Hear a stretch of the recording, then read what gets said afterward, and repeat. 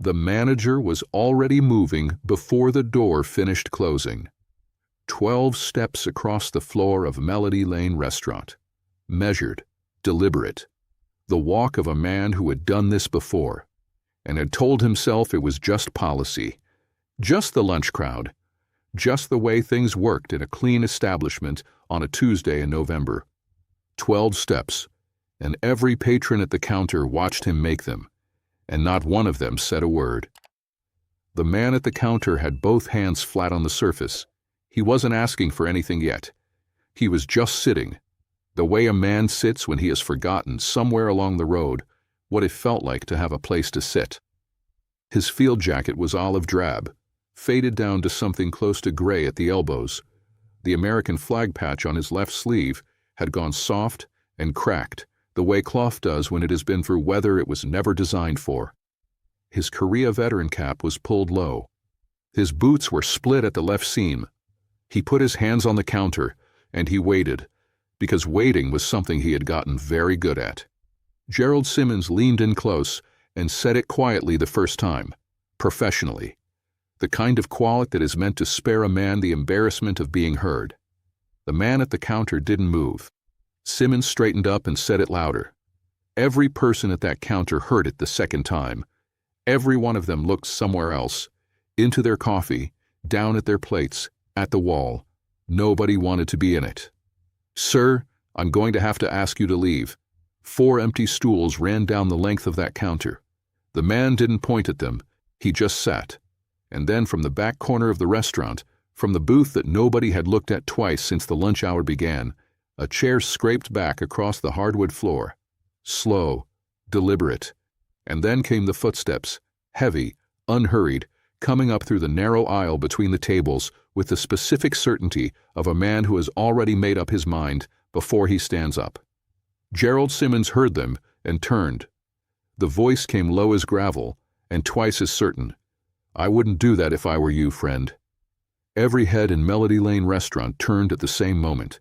The man standing in the aisle was 6'4", broad across the shoulders, filling the space between the tables the way a man fills a doorframe. He was not raising his voice. He didn't have to. In 30 years of American cinema, that voice had never needed to be raised to be heard in every corner of the room. Gerald Simmons opened his mouth, and for the first time all afternoon, he had nothing ready to say. "Where are you watching from right now? Drop your state in the comments below. I want to see exactly how far this story reaches." But this story did not begin at that counter, on opposite sides of a city that had no idea it was about to put 2 men in the same room. Los Angeles, November 9th, 1971. The kind of cold morning that catches people who move to California for the sunshine completely off guard. A low gray sky sitting flat over the basin, the Santa Ana winds gone quiet, the sidewalks damp from a rain that came through before dawn and didn't stay long enough to clean anything. The city was going about its Tuesday.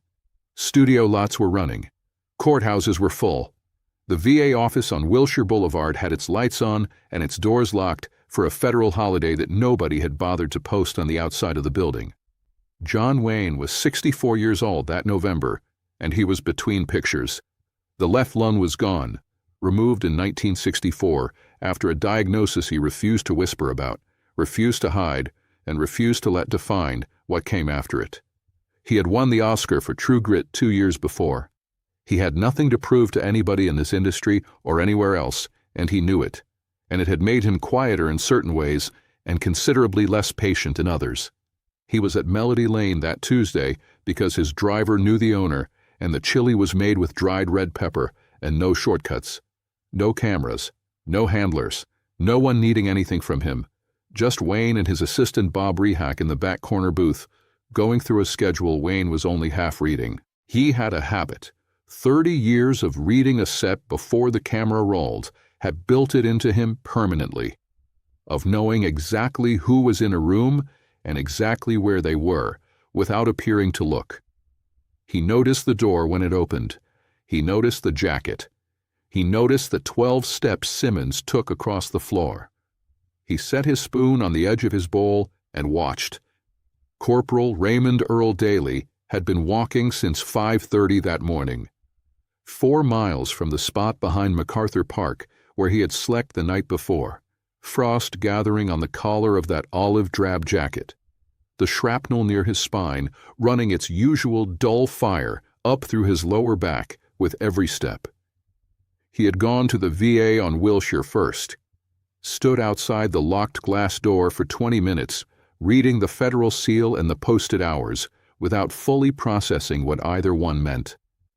Then he turned around and walked, because walking kept the pain manageable, and standing still did not. He had passed 7 restaurants.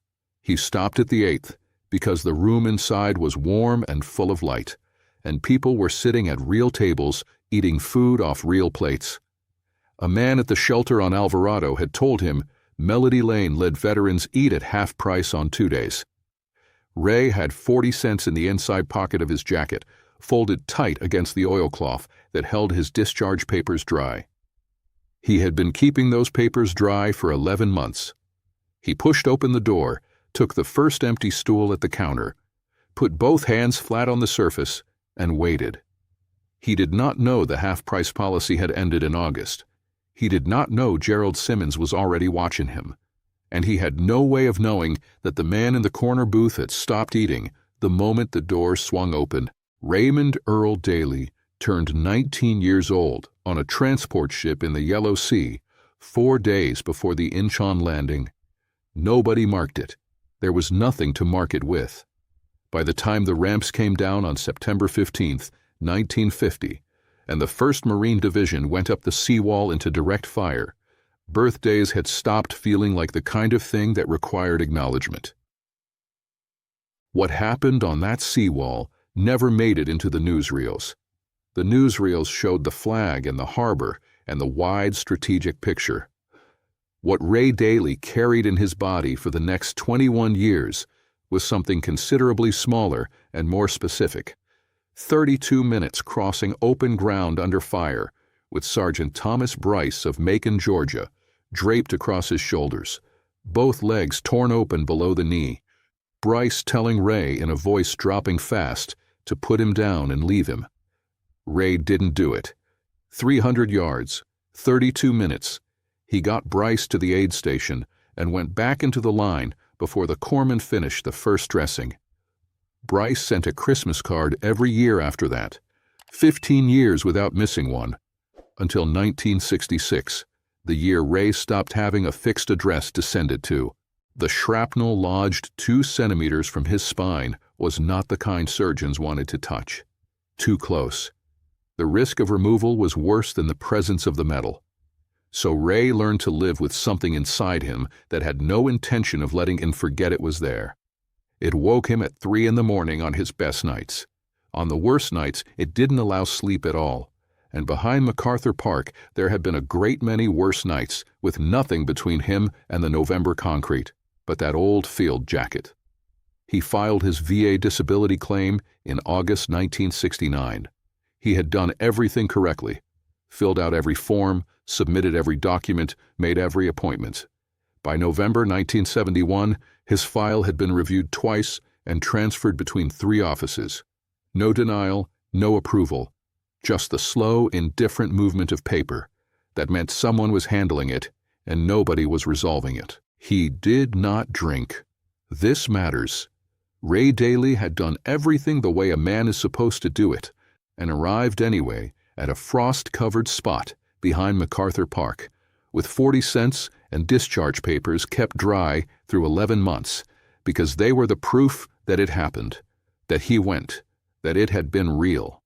He pushed through the door of Melody Lane because the room was warm. That was the entire calculation. Gerald Simmons crossed the floor in 12 steps and made sure Tuesdays were not different. If this story is already hitting you, hit that subscribe button right now. There are more stories like this one coming, and you do not want to miss them. Gerald Simmons said it quietly the first time, because professionals in the restaurant business understood that the way you removed a problem determined whether the problem became a scene. He leaned in close and kept his voice beneath the lunch hour noise. The establishment was quite full this afternoon. Perhaps the gentleman might find something more suitable down on 6th Street. Ray Daly looked down the counter. 4 empty stools. He looked back at Simmons and said nothing. Simmons straightened up. His voice came out 1 register louder. Every person at that counter heard it the second time, and every one of them found somewhere else to look. A woman in a blue coat stared into her coffee cup. A man in a press suit raised his newspaper 3 deliberate inches. 12 people watched it happen and made the same quiet choice: to be present without being in it, to witness without becoming responsible for what they were witnessing. In the corner booth, John Wayne had not picked his spoon back up. He was watching the jacket, the cap, the way Ray's hands stayed flat on the counter and never formed a fist, the specific stillness of a man who has made peace with things he cannot stop, because stopping them is no longer a surprise. His assistant Bob was still talking about a location schedule. Wayne wasn't hearing a word of it. He set down his coffee cup and pushed back his chair. The scrape of it carried across the entire floor.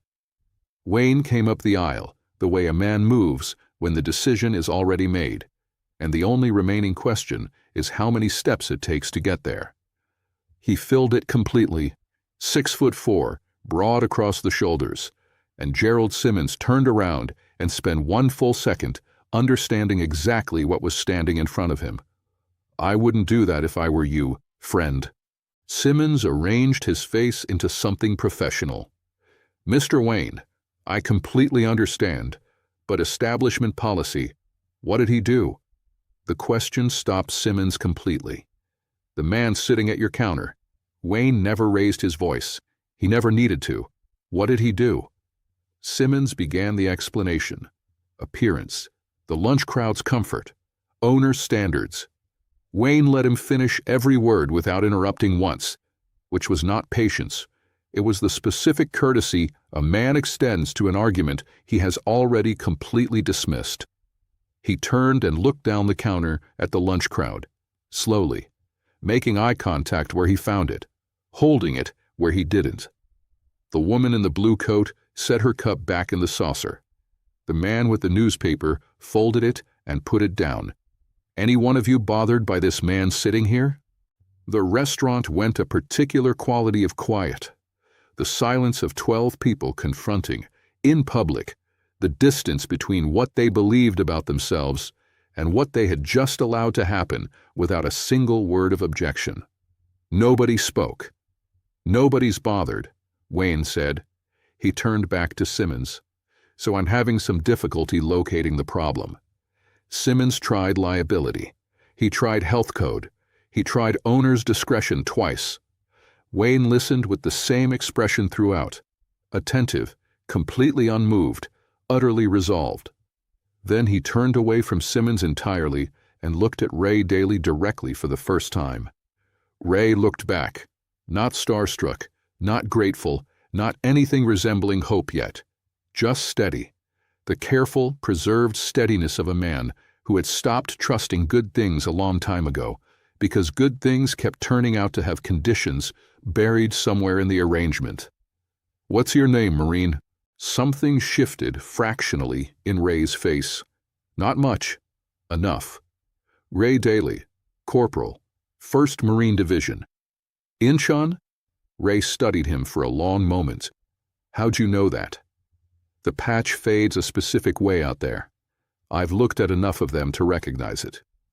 He extended his right hand, not as a celebrity, not as performance, but as one man extending his hand to another, in the plain, uncomplicated way that simply means, "I see you, and I am not going to look away." "John Wayne, come eat with me."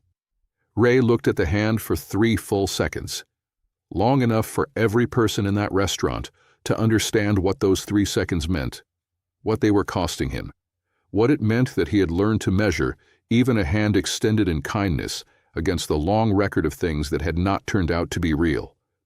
Then slowly, with the completeness of a man making a decision he will not walk back under any circumstance, he reached out and took it. Wayne led him to the corner booth. Not back to the counter, not to a table near the door, not somewhere peripheral and manageable. The corner booth. His booth. Bob Rehak gathered his papers without being asked and slid to the far edge without a word, because Bob had worked alongside this man long enough to recognize when something was happening that was larger than a schedule. Wayne sat across from Ray and placed the menu in his hands. Not slid it across, placed it. "Order what you want," he said. "Not what seems reasonable, not what seems polite, what you want." Ray opened the menu. His hands were steadier now than they had been at the counter. There is something that happens to a man's nervous system when another man treats him as though he belongs somewhere. Something the body registers before the mind catches up to it. Ray looked at the menu for a long moment. "Steak and eggs, if that's all right." Wayne looked at him. "I just said order what you want." They talked while the food came. Wayne asked about Incheon. Not the strategic version, not the newsreel version, but the 32 minutes on open ground with Sergeant Bryce across his shoulders. The specific weight of a decision made in the middle of fire that nobody ever asked him about afterward, because afterward everyone wanted the wide, important picture. Ray talked slowly at first, then more. He talked about the seawall. He talked about the cold in Korea that made November in Los Angeles feel like a mild inconvenience. Wayne listened without filling the pauses, the way a man sits with silence when he understands the person across from him hasn't had anyone wait through his pauses in a very long time. The food arrived, steak and eggs on a real plate, set down by a waitress who did not look at Gerald Simmons once before she did it. Ray ate 3 bites. Then he set his fork down. "I don't know why you did this. A real question, not a grateful one." "Because he sat down," Wayne said. "A man came in from the cold and sat down. He's got a right to do that." Ray reached into the inner lining of his field jacket and placed something on the table. A folded piece of oilcloth, soft from handling, wrapped around a document kept dry through 11 months of alleys and frost. His discharge papers. The proof that it happened.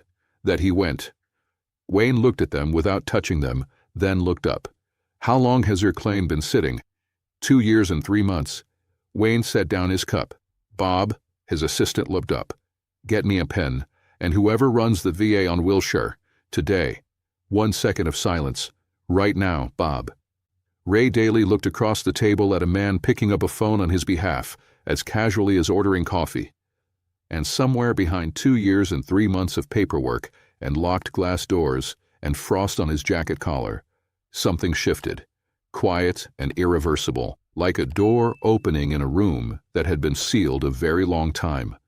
If this story matters to you, pass it on to someone who served. Hit that subscribe button. These men deserve to be remembered.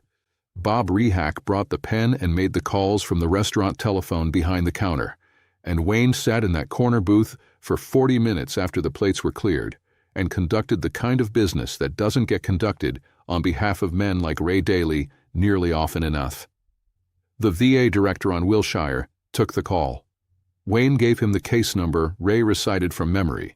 2 years and 3 months, and he knew every digit of it, the way a man knows the combination to the only lock standing between him and something he needs.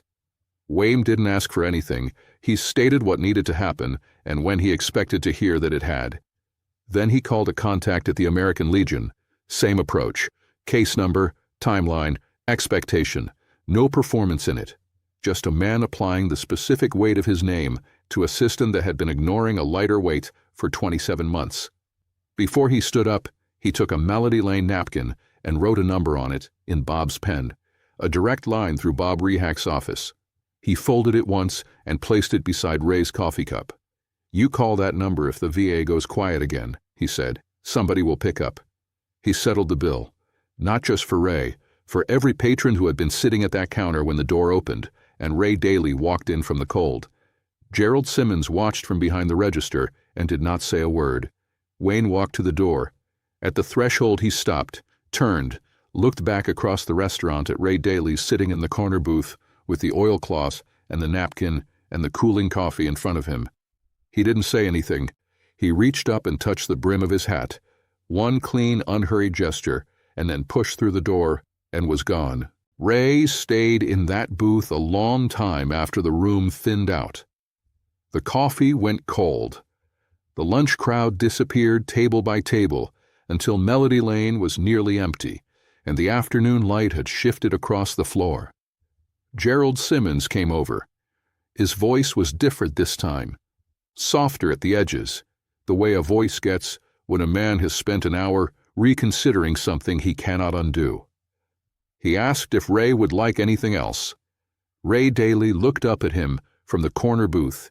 Corporal, 1st Marine Division, Incheon Landing, Purple Heart, 2 years and 3 months of paperwork and silence, and said quietly, "Just the coffee. Thank you." Raymond Earl Daly's disability claim was approved on December 21, 1971, 6 weeks after a Tuesday in November. The back pay covered 2 years and 4 months. Every month the file had been moving between offices. Every month the locked glass door had been there on the mornings he walked 4 miles to stand in front of it. He moved out of MacArthur Park in January 1972 into a boarding room in Culver City and paid his first month's rent with money that had been owed to him since 1969. Melody Lane Restaurant introduced a new policy in December of that same year. Veterans ate free on the first Tuesday of every month. Gerald Simmons never publicly explained what prompted it. The people who were sitting at that counter on November 9th didn't need him to. John Wayne never mentioned Ray Daly in an interview. Not once. Not to a reporter, not on a talk show, not in any letter that was ever found. He didn't tell the story because in his understanding, it was not his story to tell. It belonged to the man who carried Sergeant Bryce 300 yards across open ground at 19 years old and never stopped carrying things that were heavier than he should have had to carry alone. There is a kind of courage that requires no camera, no audience, no record. It requires only one thing: a man who sees what is happening and decides, in the space of a single chair scraping back across a hardwood floor, that he will not look down at his plate. John Wayne looked up. Ray Daly went home. If this story moved you, share it with a veteran in your life right now. And if you haven't subscribed yet, do it. These men lived these stories. The least we can do is remember them.